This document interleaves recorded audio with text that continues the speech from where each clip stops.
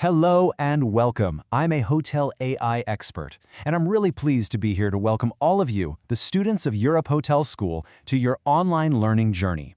You know, for the longest time in hospitality, that first impression happened at a physical front desk. It was all about a warm smile, a handshake. But what happens when that front desk is no longer a desk at all, but a screen? Today, we are diving deep into the new language of hospitality, digital etiquette. I want you to really let that sink in. The virtual space is the new reception desk. It's the new concierge. Every single email you send, every chat message, every reply on social media, that is a front-of-house interaction. This isn't just some passing trend, it's the new reality, and frankly, mastering it is absolutely critical for your career. So how exactly do we get this right? Well, we're going to break it all down into 5 key areas. We'll start by really defining this digital front desk. Then we'll get into decoding cultural expectations, mastering your digital tone, and navigating those tricky situations that always pop up. And finally, we'll wrap it all up by talking about how to balance efficiency with, being human. All right, first up, the digital front desk. Let's really get our heads around this new reality and what it truly means for the way we communicate with our guests. Just think about it for a second. Everything that used to happen with a welcoming smile across a polished counter is now happening through a screen. And that right there adds a whole new layer of complexity, mainly because we lose all those immediate cues, body language, vocal tone, all of it's gone. And this is the heart of the challenge, right?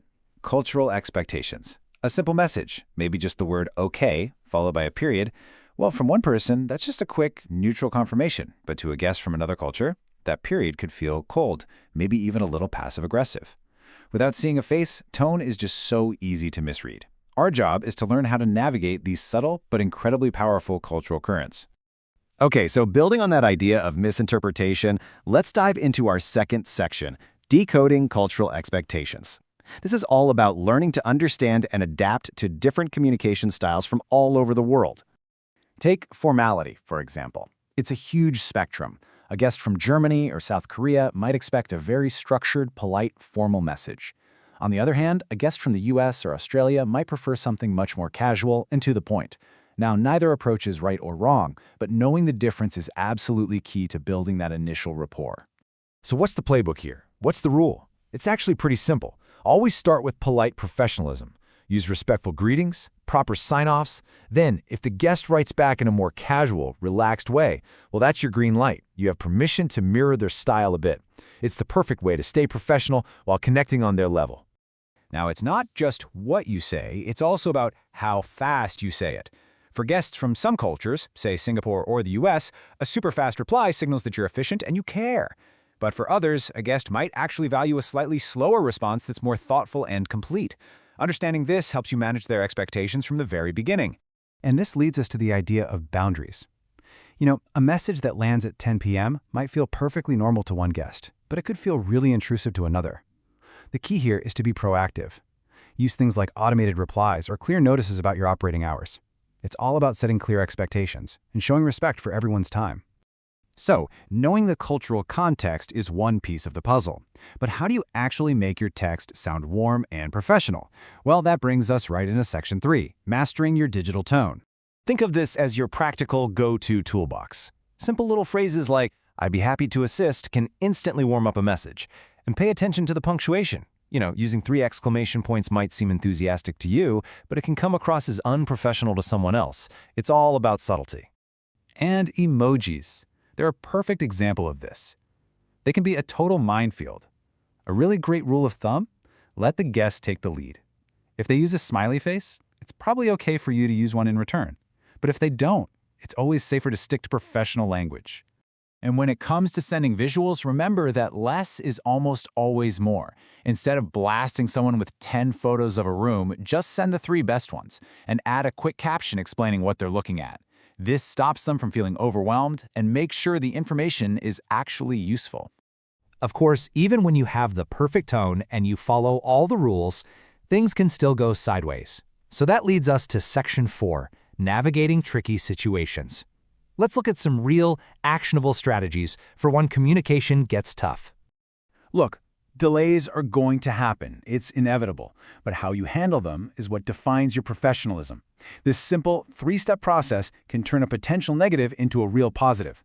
A quick, "We've received your message and we'll get back to you within 2 hours" is so much better than just silence.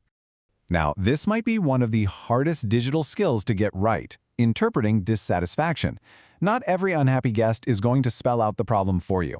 Some will be very direct, sure, but many others will communicate indirectly, just hinting that something's wrong. Learning to read between the lines is what separates good service from truly great service.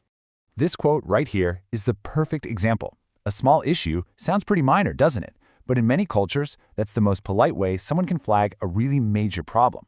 When you see phrases like this, you have to respond with urgency and extra care. It shows them you understand the real gravity of their concern. Okay, so we've talked about culture, about tone, and about troubleshooting.